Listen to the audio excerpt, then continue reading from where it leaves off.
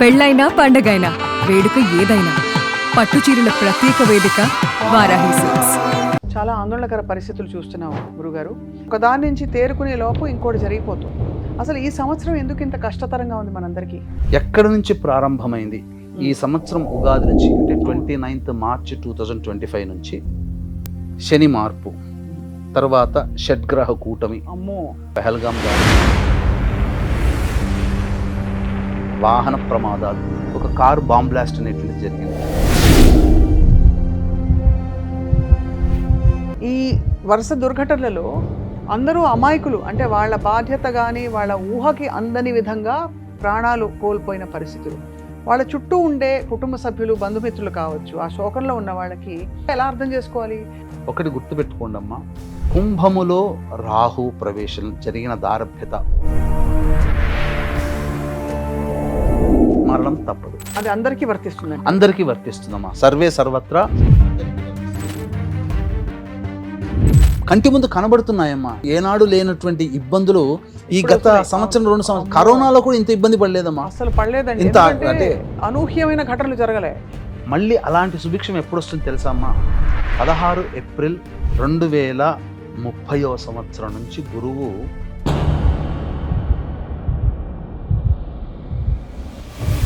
ఈ యొక్క ప్రభావము మాత్రము చాలా పాండమిక్ సిచ్యుయేషన్ ప్రపంచవ్యాప్తంగా ఎదుర్కొంటుంది. అయితే గురుగారు, ఈ ఉపాసనలు చేయడం వల్ల మనం కష్టాల నుంచి బయటపడతామా, లేక మనకి ఆ ధైర్యం, మనోధైర్యం ప్రసాదిస్తారు భగవంతుడు అనుకోవాలి? ఇప్పుడు కలియుగంలో మాయలు మంత్రాలు ఏమి ఉండవమ్మా. ఏది చేసినా ఈశ్వరుని ఇష్టపడుతున్నాం, శివార్పణమస్తు. అల్లాని ఇష్టపడుతున్నాం, అల్లాని అర్పణమస్తు. జీసస్ని ఇష్టపడుతున్నాం, జీసస్ రూపంలో నేను ఇస్తున్నాను, జీసస్కే ఇస్తున్నాను అనే భావంతో చేయాలమ్మా. అందరికీ నమస్కారం. సుమన్ టీవీ ప్రేక్షకులకి వెల్కమ్. గత సంవత్సర కాలంగా ఎన్నో దుర్ఘటనలు చూస్తూ మనం కాలాన్ని వెళ్ళదీస్తున్నాం. నిజానికి చాలా కష్టతరమైన సమయం వచ్చిందని చెప్పి చాలామంది ఆందోళన చెందుతున్నారు. ఇది గ్రహచార పరిస్థితుల వల్ల అని అనుకుంటున్నాం. కానీ నిజానికి చూసుకుంటే గత 3-4 నెలల్లో కూడా ప్రకృతి వైపరీత్యాలు, రోడ్డు ప్రమాదాలు అండ్ తాజాగా ఢిల్లీ దుర్ఘటన కూడా చూసాం. మరి దీనికి కారణం ఏంటి? వెనకాల గ్రహస్థితులు ఎలా ఉన్నాయి?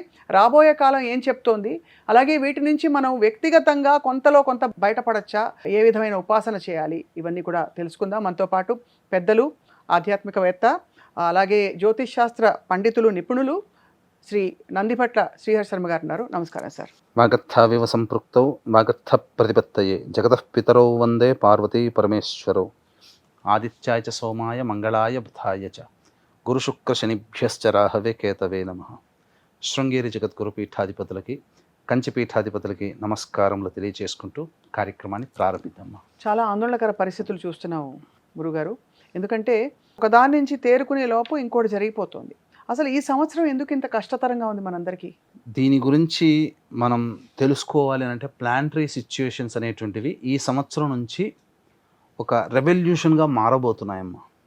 వాస్తవానికి అంటే నవగ్రహాలలో అత్యంత ప్రభావవంతమైనటువంటి గ్రహాలు గురువు మరియు శని, రాహువు, కేతువు. అయితే గురువు 2025వ సంవత్సరం నుంచి స్పీడ్ యాక్సలరేషన్స్తో, అతిచార గమనముతో రాశులను మారుతూ వెళ్తూ ఉన్నాడు. అంటే దీనికి వీక్షించేటువంటి ప్రేక్షకులు కూడా అతిచారము, వక్రగమనము అనేటువంటిది కూడా అర్థం కావాలి. అవును. అంటే ఈ యొక్క సిచ్యుయేషన్స్కి తగ్గట్టుగా భూమి మీద జీవన విధానంలో మార్పులు, చేర్పులు చోటు చేసుకుంటున్నాయి.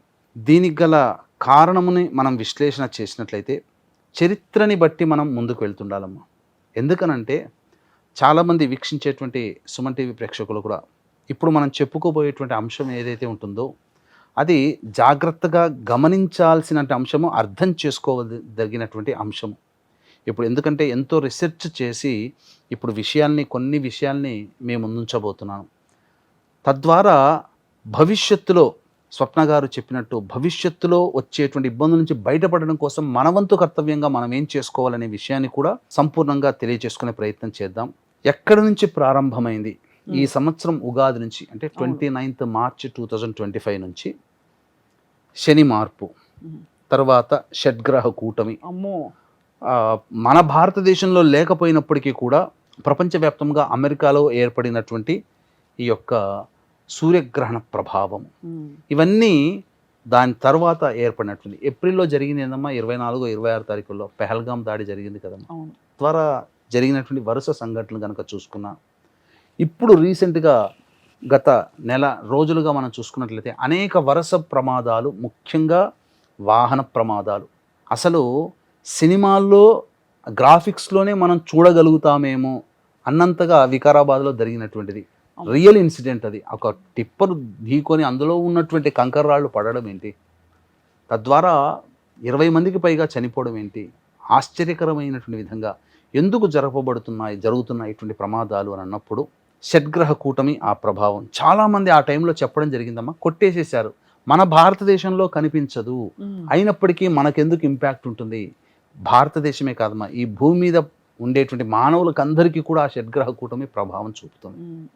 అది మనం ఎదురు చూసాము. పెహల్గాం దాడి అత్యంత అమానవీయమైనటువంటి సంఘటన. తర్వాత ఆపరేషన్ సింధూర్ జరిగింది. ఇప్పుడు వెరీ రీసెంట్గా ఢిల్లీలో ఒక కార్ బాంబ్ బ్లాస్ట్ అనేటువంటిది జరిగింది.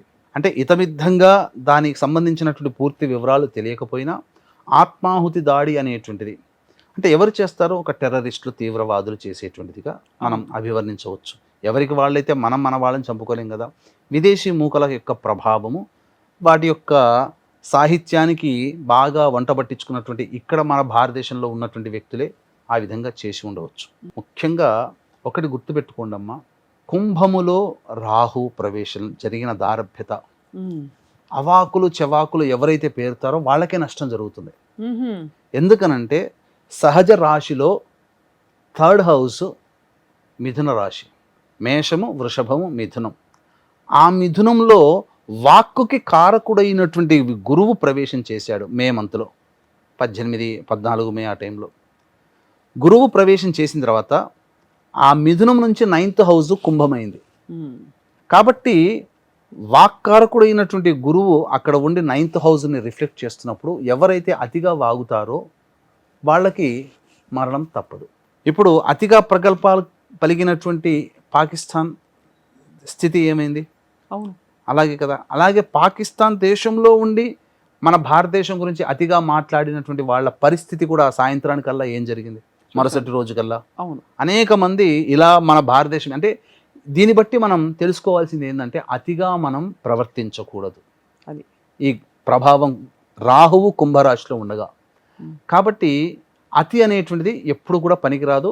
ఇప్పుడున్నటువంటి గ్రహచార రీత్యా మనిషి అతిగా కూడా ఉండకూడదు. అది అందరికీ వర్తిస్తుంది. అందరికీ వర్తిస్తుందమ్మా, సర్వే సర్వత్రా అందరికీ వర్తిస్తుంది. కెమెరా ముందు కావచ్చు, మన ఇంటి చుట్టుపక్కల కుటుంబ సభ్యుల్లో కానీ మనం అతిగా కూడా మాట్లాడడం, అతిగా వాదులాట చేయడం వాళ్ళకే అనర్థమని గ్రహించాలి. అవును.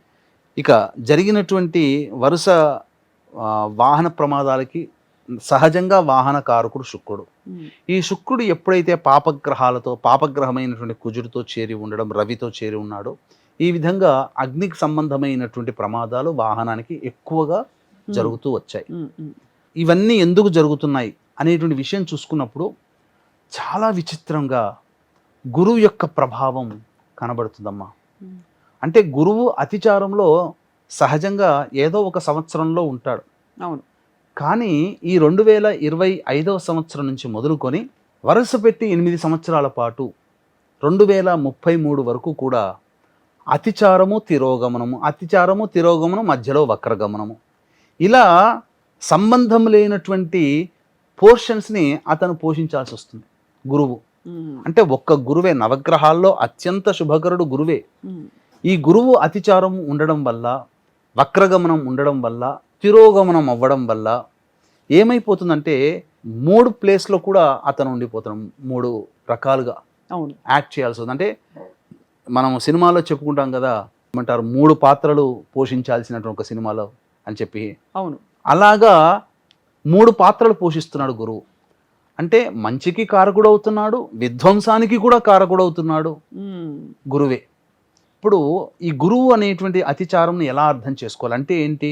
అతిచారం అంటే మన ప్రేక్షకులు కూడా తెలవాలమ్మా. అంటే గురువు ఒక రాశిలో 370 రోజుల పాటు ఉంటాడు. ఓకే. అంటే అత్యంత సుదీర్ఘముగా ఎక్కువ రోజులు ఉండే గ్రహాలలో శని 2.5 సంవత్సరాలు ఒక రాశిలో ఉంటాడు. గురువు 370 రోజులు. అలాగే 1.5 year రాహుకేతులు ఉంటారు. ఈ 4 గ్రహాల యొక్క స్థితిగతులను బట్టే రాశి ఫలాలు అనేటువంటివి, సంవత్సర రాశి ఫలాలు, పంచాంగ ఫలితాలు, ఈ రాశి వారికి ఈ సంవత్సరం ఇలా ఉంటుంది, విశ్వావసు సంవత్సరంలో ఇలా నిర్ణయించడం జరుగుతుంది. కానీ అంతు చిక్కని విధంగా, అంటే ఎలా అంటే ఇప్పుడు మీరు ఇంటికి చేరుకోవాలమ్మా, ఇక్కడ నుంచి ఆఫీస్ నుంచి బయలుదేరి ఇంటికి చేరుకోవడానికి 45 minutes పడుతుంది అని ఎస్టిమేటెడ్ టైం. కానీ మీరు 20 minutesలో చేరుకున్నారనుకోండి, మిగిలిన 25 minutes ఏదో ఒక పని చేసుకుంటారు కదా. అవును. అలాగే గురువు ఏంటనంటే 370 రోజుల పాటు ఉండాల్సిన, ఒక రాశిలో ఉండాల్సిన గురువు 150 రోజులనే చుట్టుకొని మళ్ళీ ఇంకొక రాశికి వెళ్ళిపోతున్నాడు. అంటే అక్కడ రోల్ పోషిస్తున్నాడు మళ్ళీ. దీనివల్ల ఏమైపోతుందంటే గ్రహాలన్నీ కూడా ఒక రకంగా చెప్పాలనంటే డిస్టర్బ్ అవుతున్నాయి. అన్రెస్ట్ ఒక రకంగా. అంటే గురువు శుభకరుడమ్మా. మారినప్పుడు ఏంటనంటే గ్రహాలన్నీ అత్యంత శుభకరుడు గురువు. అందుకనే చాలామంది గురువు ఎప్పుడు మారుతున్నాడు, గురుబలం ఎప్పుడు పెరుగుతుంది అంటే, గురువు మారిన తర్వాత కొన్ని రాశుల వాళ్ళకి మార్పు ఉంటుంది, కొన్ని రాశుల వారికి చెడు ఉంటుంది, కొన్ని రాశులకు మంచి ఉంటుంది. ఒకే సంవత్సరంలో 2-3 సార్లు మారుతుండడం కారణం చేత ఎవరికి కూడా మంచి జరగదమ్మా, ఎవరికి చెడు జరగదు. అంటే మారిన తర్వాత వచ్చే ఇంపాక్ట్ గురు ప్రభావం వల్ల చాలామంది, కొంతమంది డిస్టర్బ్ అవుతారు, కొంతమంది లాభపడతారు. ఇలా అతిచారంతో ఉండడం వల్ల ఏమైపోతుంది, అతిచార ప్రభావం వల్ల జరిగేటువంటి నష్టాలు ఏంటి అనంటే, ముఖ్యంగా ఒక వ్యక్తిని సంతృప్తి పరచడం కోసం తీసుకునే డెసిషన్స్ వల్ల ప్రపంచవ్యాప్తముగా కొన్ని అన్రెస్ట్ అనేటువంటి, కొంత అన్రెస్ట్ అనేది ఉండిపోతుంది. ఉదాహరణకి అమెరికా అధ్యక్షుడిని సంతృప్తి పరిచే దిశగా ఏమన్నా జరిగితే ఎలా అయితే అన్రెస్ట్ ఉద్యోగాల పరంగా ఉండొచ్చు, అలా ఎగ్జాంపుల్ గా చెప్పాలి. దీనికే చెప్పాలంటే మహాభారత యుద్ధ కాలం తీసుకున్నాం అంటే, మొట్టమొదటికి మహాభారత యుద్ధ కాలంలో కూడా ముందు జరగడానికంటే ముందు ఒకే నెలలో 2 గ్రహణాలు అనేటువంటి రావడం, పైగా గురువు అతిచారంలో ఉన్నాడు అని చెప్పి మనకు భారతంలో ద్వారా ఆనాటి ప్లానెటరీ పొజిషన్స్ ద్వారా తెలుస్తుంది. అంటే గురువు అతిచారం ఉన్నప్పుడు ఈ యొక్క సంబంధించినటువంటి దుర్యోధుడిని సంతృప్తి పరచడం కోసం తీసుకున్న డెసిషన్స్ వల్ల పెద్ద నరమేధం జరిగింది. అవును. గురువు అతిచారంలో ఉండడం వల్ల మంచి జరిగింది, చెడు కూడా జరిగింది. మంచి ఏంటి, రైట్ బ్రదర్స్ విమానాన్ని కనుక్కున్నారు. ఈ రోజున సుఖవంతమైన ప్రయాణం కదమ్మా. అవును. ఒకప్పుడు అమెరికాకి వెళ్ళాలి, రష్యా వెళ్ళాలి, ఇంకెక్కడికైనా వెళ్ళాలి అని అంటే బై రోడ్ ఆర్ నేవీ, అంతకుమించి లేదు. కానీ గంటల్లో, రోజుల్లో వెళ్ళిపోగలుగుతున్నాం. అంటే మానవులకి అత్యంత సౌకర్యవంతమైనటువంటి వాహన సదుపాయము ఈ గురు అతిచారం వల్లనే కలిగాయి. ఈ గురు అతిచారం వల్లనే అనేక డిస్కవరీలు జరిగాయి. అంటే అలెగ్జాండర్ ఫ్లెమింగ్ పెన్సిలిన్ ఇంజెక్షన్ కనుక్కున్నాడు అతిచారం వల్ల. ప్లేగు వ్యాధితో లక్షల మంది చనిపోతుండేవారు ప్రపంచవ్యాప్తంగా, కేవలం ఒక్క దేశమే కాదు, ప్రపంచవ్యాప్తంగా లక్షల మంది చనిపోతూ ఉంటే దాన్ని నిర్మూలించడం కోసం పెన్సిలిన్ అనేటువంటిది కనుగొనడం జరిగింది. తద్వారా ఆ మశూచి అనే వ్యాధే లేకుండా పోయింది. ఇంకొకటి బెస్ట్ ఎగ్జాంపుల్ చెప్పమంటారమ్మా మంచి జరిగినటువంటిది, అంటే మంచి కాదు చెడు అనే చెప్పవచ్చు. కరోనా టైంలో కూడా గురువు అతిచారంలో ఉన్నాడు. ఓహో. ప్రపంచవ్యాప్తంగా మంచి ఏంటి, ఎలా ఉండాలి, ఆరోగ్యం పట్ల ఎక్కువ శ్రద్ధ పెరిగింది, లక్షల మంది పోయారు. అంటే కీడులో కూడా మంచి చూసుకోగలగడం అంటే ఇదే. అది ఇంకా చెడు అనేటువంటిది కనుక చూసుకుంటే, ఈ సంబంధించినటువంటి ఇందిరాగాంధీ తీసుకున్నటువంటి ద వర్స్ట్ డెసిషన్ ఎమర్జెన్సీ, ఆ మధ్య కాలంలో కూడా అసలు గురువు 1976లో నేను చూసినప్పుడు మేషరాశిలో ఉంటాడు జనవరిలో, వృషభ రాశిలోకి వచ్చేసేసాడు జూన్ జూలై కల్లా. అంటే ఒకే సంవత్సరంలో 2 రాశులు మారిపోయాడు. అతిచారం వల్ల మిథున రాశిలో కూడా వెళ్ళాడు, అదే 1976లో. అంటే ఏమవుతుంది అంటే, ఉన్న ఒక రాశిలో ఎక్కువ కాలం ఉండాల్సింది స్పీడ్ యాక్సలరేషన్ జరిగింది. అవును. ఇదే అతిచార ప్రభావం అనేటువంటిది ఉన్నప్పుడు మనిషికి, అంటే వరల్డ్ వార్ అని ఉంది కదమ్మా, మీకు నేను రీసెర్చ్ చేసిన దాంట్లో ఫస్ట్ వరల్డ్ వార్ 28 జూలై 1914 నుంచి 11 నవంబర్ 18 వరకు ఫస్ట్ వరల్డ్ వార్ జరిగింది. ఈ ఫస్ట్ వరల్డ్ వార్లో మధ్యలో గురువు అతిచారముతో 1916వ సంవత్సరంలో సింహరాశిలో ఉండగా ఎక్కువ నష్టం జరిగింది. అంటే ఈ వరల్డ్ వార్ మధ్యలో గురువు అతిచారం ఉన్నాడు. ఓకే, గమనించండి, వరల్డ్ వార్ జరుగుతున్న మధ్యలో గురువు అతిచారంతో ఉండడం వల్ల అది కూడా అగ్ని సంబంధమైనటువంటి రాశులు ఉన్నాయి. మేషరాశి ఒకటి, సింహరాశి ఒకటి, ధనుస్సు రాశి ఒకటి. ఫస్ట్ వరల్డ్ వార్ సింహరాశి అగ్ని సంబంధం కాబట్టి యుద్ధం జరగాలి. యుద్ధం జరిగేటువంటి మధ్యలో 1916 the biggest pandemic situation in the world. అంటే లక్షల మంది ఆ 1916లోనే చనిపోయారు. తర్వాత సెకండ్ వరల్డ్ వార్ టైంలో కూడా 1 సెప్టెంబర్ 1939 నుంచి 2 సెప్టెంబర్ 1945 వరకు జరిగింది, 6 years పాటు. ఈ గురు అతిచారము మధ్యలో 1941 మళ్ళీ అగ్ని సంబంధమైన రాశి మేషరాశిలో ఉండగా జరిగింది. అందులో ఏంటంటే operation Barbarossa, United Soviet State of Russia అనేది ఎంటర్ అయింది. అలాగే పర్ల్ హార్బర్ అనేటువంటిది యుఎస్ ఎంటర్ అయింది అప్పుడు ఆ టైంలో. అంటే 1941లో ఎక్కువ నరమేధం, సెకండ్ వరల్డ్ వార్లో చనిపోయారు. ఇది జరిగినటువంటి అనేక సిచ్యుయేషన్స్లో, అంటే గత చరిత్రను కనుక మనం చూసుకుంటే ఇలా జరగబోతుంది. గురువు అతిచారంలో ఉండడం, అది కూడా అగ్ని సంబంధిత రాశుల్లో ఉన్నప్పుడు ఎక్కువగా ఉంటుంది, వైపరీత్యాలు జరుగుతాయి. ఇప్పుడు మీరు ఇంతకు ముందు మీరు ఒక మాట అన్నట్టుగా ట్రంప్ ఇప్పుడు గురు అతిచారంలో రాబోతున్నటువంటి కారణం చేతనే కదా మొదటి నుంచి ఒక 2-3 నెలల నుంచే కదా ఈ ట్రంప్ మన భారతదేశ విద్యార్థుల మీద, అక్కడ ఉన్నటువంటి సిటిజన్స్ మీద ఇవన్నీ వింటున్నాం. అంటే ఎక్కువగా ఆబ్లిగేషన్స్, కండిషన్స్ పెట్టడము, అమెరికాని సాటిస్ఫై చేయడం కోసం వేరే దేశాలు యుద్ధాలు చేసుకోవాల్సిన పరిస్థితి వస్తుంది. ఇప్పుడు ఉక్రెయిన్ రష్యాలో ఇద్దరికి పెద్ద ఇబ్బంది ఏమీ లేదు, మధ్యవర్తిత్వం ఉండడం వల్ల ఎక్కువగా జరుగుతున్నాయి. అంటే అమెరికా గనక సహకారం చేయకపోతే ఉక్రెయిన్ అంత యుద్ధం చేసేది కాదు. అంటే ఇక్కడ ఒక దేశము సంతృప్తి పరచడం కోసం జరుగుతున్నాయి. ఇజ్రాయెల్ కూడా అంతే. ఇజ్రాయెల్ హమాస్ దాడి, దాన్నే మనం తక్కువగా అంచనా వేయలేం. అది కూడా ఒక వ్యక్తి ఇప్పటికీ జరుగుతూనే ఉన్నాయి. ఇప్పుడు ఈ అతిచారంలో ఉండడం వల్ల ఇంకెక్కువగా జరుగుతాయి. ఇంకా రాబో రోజుల్లో కూడా ఇంకెక్కువగా జరుగుతాయి. ఎంతకాలం పాటు ఈ అతిచారం కొనసాగుతుంది? 2033 వరకు ఉంటుంది. అంటే గురు అతిచారంలో ఉండడం అనేది 2030 వరకు జరుగుతూ 33 ఈ కాలంలో మనకి రాసులు మారి దాని తత్వం మారినా కూడా ఏవో ఒక వైపరీత్యాలు, ప్రమాదాలు జరుగుతూనే ఉంటాయి అంటారు. ఇప్పుడు మనము first world war, second world war చూసినప్పుడు అగ్ని సంబంధమైన రాశులు 3 రాశులు, మేషము, సింహము, ధనుస్సు. సో ఇప్పుడు సింహంలోకి ఎప్పుడు ఎంటర్ అవుతున్నాడమ్మా? వచ్చే సంవత్సరం 31 అక్టోబర్ 2026 సంవత్సరంలో, 31 అక్టోబర్ 2026 సంవత్సరంలో, అంటే నెక్స్ట్ ఇయర్ అక్టోబర్ 31కి సింహంలోకి వెళ్తున్నాడు. ఎప్పటి వరకు ఉంటాడు? జనవరి 25 జనవరి వరకు ఉంటాడు. ఆ మధ్యలో ఇప్పటి నుంచి రాజుకున్నటువంటి యుద్ధము, ఆ మధ్యలో సింహంలోకి గురువు వెళ్ళగానే చాలా పుంజుకునే అవకాశం ఉంటుంది. అప్పుడు 2026కి అన్నప్పుడు శని మీనరాశిలోనే ఉంటాడమ్మా. గురు శనులకి షష్ఠాష్టక స్థితి కలుగుతుంది. చాలా వరల్డ్, అంటే నేను భయపెట్టాలని కాదమ్మా, గత చరిత్రలో జరిగినటువంటి సంఘటనలు, గ్రహస్థితిగతులు ఉన్నప్పుడు ఇలాంటి దుర్ఘటనలు జరిగాయి.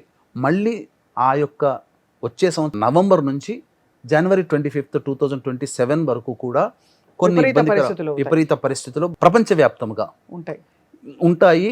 ఇలా చెప్పుకుంటూ పోతూ ఉంటుంటే ఈ సంబంధించినటువంటి గురుగ్రహంతో పాటుగా ఇప్పుడు ఒకే వ్యక్తి చేయడమ్మా, ఇప్పుడు ఒక పెద్ద కారణం జరగాలి అని అంటే పలు వ్యక్తులు కలిస్తేనే జరుగుతాయి. అవును, ఏదైనా ఒక దుస్సంఘటన జరగాలంటే ఒక గురువు వల్లనే ఇవి జరగాలని కాదు, గురువు వల్ల కూడా చాలా మంచి అనేటువంటిది జరిగాయి. ఎన్నో రిఫార్మ్స్ జరుగుతాయి. ఇప్పుడు భవిష్యత్తులో జరిగేటువంటి మంచి కూడా చాలా ఉంటాయి. ముఖ్యంగా ఏంటంటే ఎడ్యుకేషన్ సిస్టమ్స్లో పూర్తిగా రిఫార్మ్స్ వచ్చేసేస్తాయి.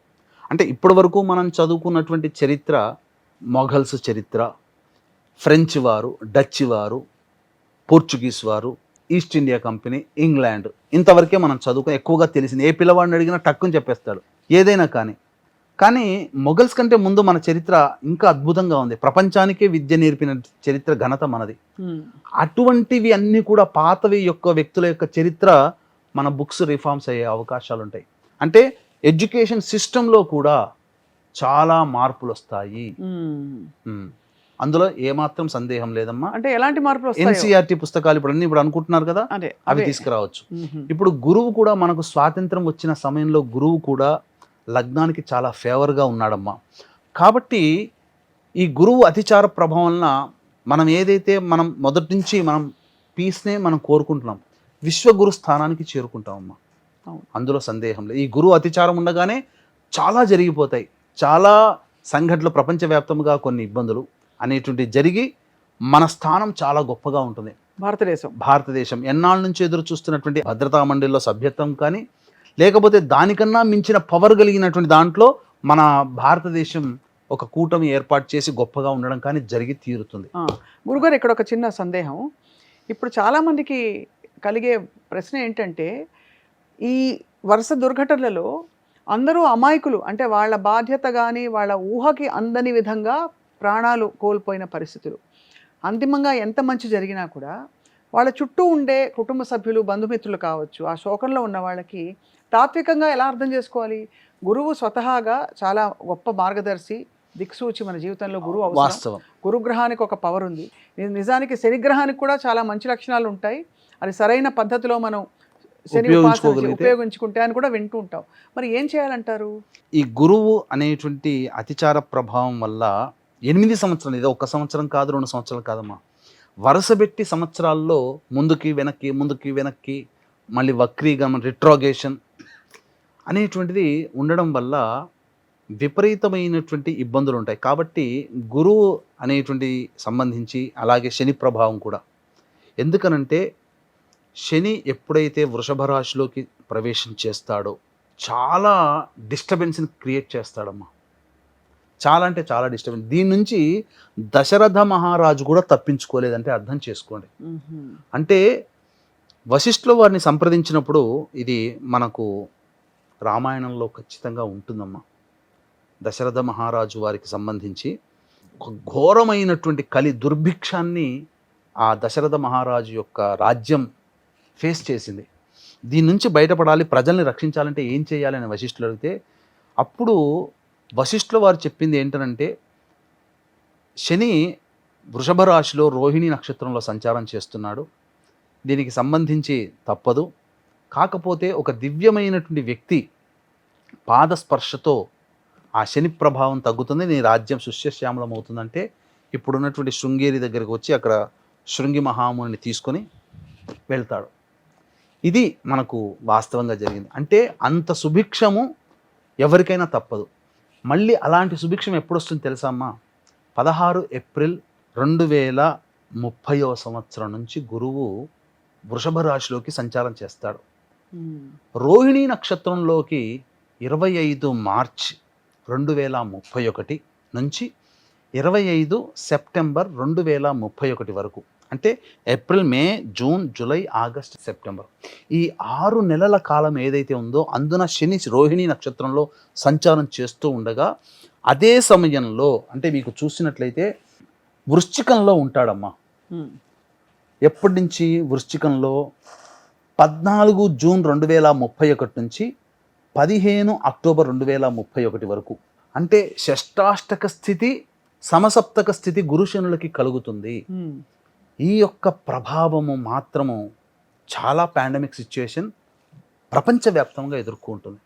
అంటే దుర్భిక్షం అంటే వానలు కురవకపోవచ్చు, అలాగే పంటలు సరిగ్గా పండకపోవచ్చు, పూర్తిగా ఎర్త్ క్వేక్స్ అనేటువంటి రావచ్చు, సునామీలు రావచ్చు. ఎందుకంటే గురువు జలరాశిలో సంచారం చేస్తుంటాడు, అప్పుడు జలరాశిలో ఉంటాడు, అగ్నిరాశిలో ఉంటాడు. ఈ కారణం చేత ప్రపంచం ఒక తనని తాను రిఫార్మ్ చేసుకుంటుందమ్మా. చాలా మటుకు భూభారం తగ్గుతుంది. అంటే అంతిమంగా ఇది ఏది జరిగినా కూడా కొంత ప్రకృతిలో ఉండే ఇంబ్యాలెన్స్ ని సెట్ చేయడానికే అని మనం అనుకోవాలి. ఎందుకంటే శివుడాగ్ని లేకపోతే చీమ కూడా కదలదు. గురుగ్రహం కదిలి వెళ్ళడానికి, అంత తొందరగా అతిచారంలో ఉండడానికి కారకులు ఎవరంటే ఏం చెప్పుకుంటాం గురుగారు మనం? గురువు అతిచారంలో ఉండడానికంటే దాని స్వభావ సిద్ధంగానే జరుగుతుంది. ఆయన స్వభావ సిద్ధంగానే గురువు మారుతూ ఉన్నటువంటి సమయం. కానీ ఇక్కడ మీకు ఒక సిచ్యుయేషన్ ఏంటంటేనమ్మా, నవగ్రహాలలో డిస్ట్రాయర్ ఎవరయ్యానంటే శని భగవానుడు. అవును, శనికి ఎప్పుడు లింక్ వస్తేనే ఎక్కువగా డిస్ట్రాయర్ అవుతాడు. కాబట్టి శనికి గురువుకి లింక్ రావాలి. ఆ సిచ్యుయేషన్ అనేటువంటిది జరగబోతుంది రేపు. కాబట్టి వచ్చే సంవత్సరానికి సింహరాశిలో గురువు, మీనరాశిలోకి శని షష్టాష్టక స్థితి కలుగుతుంది. అప్పుడు పాండమిక్ సిచ్యుయేషనే. సో 2031లో పాండమిక్ సిచ్యుయేషనే. కాబట్టి దీని నుంచి బయటపడాలి. మీరు అడిగారు కదమ్మా, బయటపడాలి అని అంటే మనకు పెద్దలు చెప్పినటువంటిది విశేషమైనటువంటి దేవతా ఆరాధన అర్థం చేసుకోవాలమ్మా. కలౌ చండీ వినాయకో కాలభైరవ. అంటే యుగ ధర్మాన్ని అనుసరించి కొంతమంది దేవతలు వాళ్ళు అత్యంత శీఘ్ర ఫలప్రదాతలు, యుగ ధర్మాన్ని అనుసరించి న్యాచురల్గా. కాబట్టి ఇప్పుడు మీకు చెప్పాలి అని అంటే కరోనా సిచ్యుయేషన్ వచ్చిన తర్వాత అందరినీ పాస్ చేశారుగా, అదొక ధర్మం. ఎవరు ఎగ్జామ్స్కి సరిగ్గా కాలేదు, మామూలుగా పాస్ అయిపోయిన 10th క్లాస్లో అవును చేశారు కదా. అలా ధర్మం ఎలాగో ఈ యొక్క యుగానికి ధర్మం ఉంటుంది. ఈ ధర్మాన్ని అనుసరించి దేవతను ఉపాసన చేయమని శాస్త్రం. చండి, కాలభైరవుడు, వినాయకుడు. ఇక్కడ ఎందుకు ఈ ముగ్గురు దేవతలను అంటే ఈ కలియుగాన్ని శాసించే గ్రహాలు శని రాజు, రాహుకేతులు మంత్రులు. కేతుకు అధిష్టాన దేవత గణపతి, రాహుకు అధిష్టాన దేవత చండి, శనికి అధిష్టాన దేవత కాలభైరవుడు. అంటే ఈక్వేషన్ ఇట్లా జరిగింది. కాబట్టి ఈ ముగ్గురు దేవతల్ని ఆరాధన చేయాలి, ముఖ్యంగా గణపతి ఆరాధన చేయాలి. కాలభైరవ గణపతి స్తోత్రము, కాలభైరవ అష్టక పారాయణము, అలాగే చండీ సంబంధించినటువంటి దుర్గా స్తోత్ర పారాయణం, ఇవి ప్రతినిత్యం చేసుకోవాలి. దీంతో పాటుగా గురు ప్రభావం అనేటువంటిది ఉన్నటువంటి కారణం చేత దత్తాత్రేయ ఆరాధన చెయ్యాలమ్మా. ఈ దత్తాత్రేయ ఆరాధనకి ఇప్పుడు చాలా మందికి తెలియట్లేదమ్మా, అజ్ఞానముతో. దత్త స్వరూపం వేరు. మానవులుగా పుట్టి మనిషిగా మరణించిన వ్యక్తుల్ని దేవతలుగా పూజిస్తున్నారు. అంటే దేవుడుండే చోట భక్తుడు ఉంటున్నాడు, భక్తుడు ఉండే చోట దేవుడు ఉంటున్నాడు. అంటే ఇలా విగ్రహాల కింద పాదాల కింద దేవుణ్ణి పెట్టి ఆరాధన చేయడం అనేటువంటిది శోచనీయం.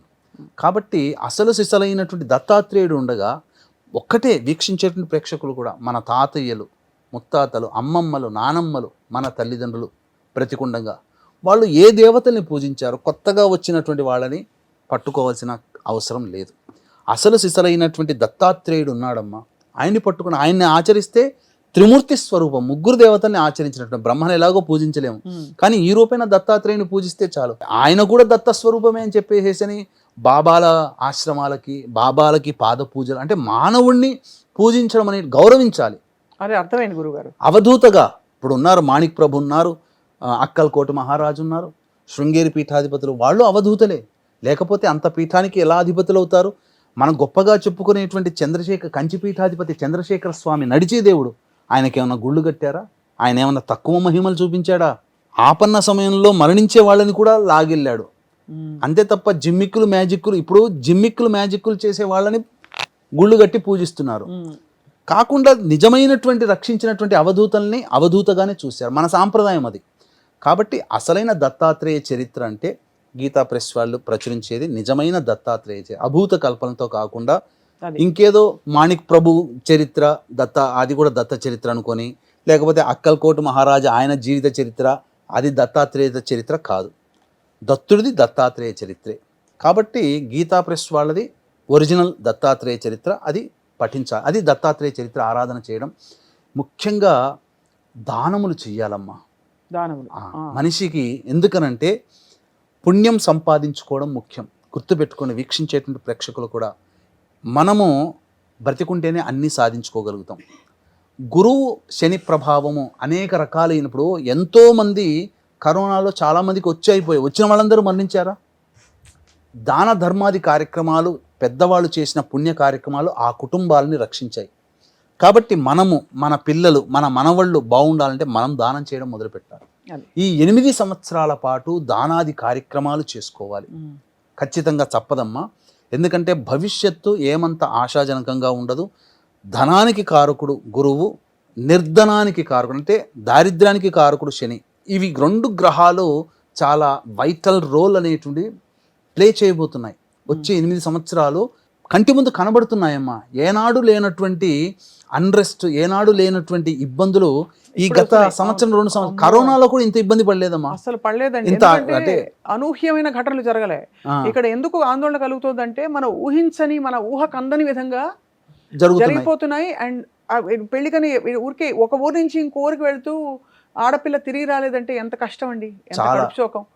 అలాంటి దానికి ఎంత ఏమనుకున్నా దానికి సమాధానం చెప్పుకోలేనటువంటి పరిస్థితి. అయితే గురుగారు, ఈ ఉపాసనలు చేయడం వల్ల మనం కష్టాల నుంచి బయటపడతామా, లేక మనకి ఆ ధైర్యం, మనోధైర్యం ప్రసాదిస్తారు భగవంతుడు అనుకోవాలా? ఇప్పుడు కలియుగంలో మాయలు మంత్రాలు ఏమి ఉండవమ్మా.